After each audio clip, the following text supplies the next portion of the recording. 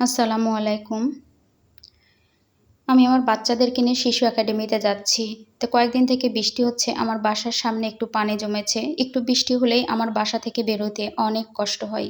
তো এই কষ্টটাই যেহেতু আমার কাছে অনেক কষ্ট, তাই ভাবছি যে যারা বন্যা দুর্যোগ এলাকায় আছে তারা কতই না কষ্ট করছে। শিশু থেকে বৃদ্ধ, তারপরে হাঁস, মুরগি, গরু, ছাগল নিয়ে এসব গৃহপালিত পশুদেরকে নিয়ে আমাদের মা বোনদের প্রত্যেক বছর এই কষ্ট ফেস করতে হয়। তাই আসুন আমরা যারা যতটা পারি তাদেরকে সাহায্য করার জন্য দুটো হাত আমরা বাড়িয়ে দিই, কারণ আমরা মানুষ একে অপরের জন্য। আর আল্লাহ আমাদেরকে এটাই বলেছেন যে তোমরা একে অপরকে সাহায্য করো, তবেই আমি তোমাদের সাহায্য করব। সামান্য এই বৃষ্টির পানিতেই আমার এই এলাকাতে দেখেন মাঠে কত পানি জমে গেছে। এটা তো সমান এলাকা, তাতেই যদি এই পানি জমে তাহলে বন্যা দুর্গত এলাকাতে মানুষের কত কষ্ট হচ্ছে।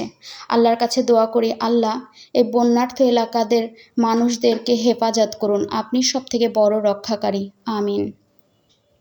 আর যারা প্রত্যেক বছর আমাদের এই বন্যার পানি ছাড়ে বাড়িয়ে দেয়, এই ফারাক্কা বাঁধের একটা দুর্যোগ, আল্লাহ এই ফারাক্কার সমাধান আপনি আমাদের করে দিন, যেন এই ফারাক্কার বাঁধের পানি নিয়ে আমাদের এই বন্যার্থ এলাকার মানুষের দুঃখ দুর্দশা ঘুচে যায়।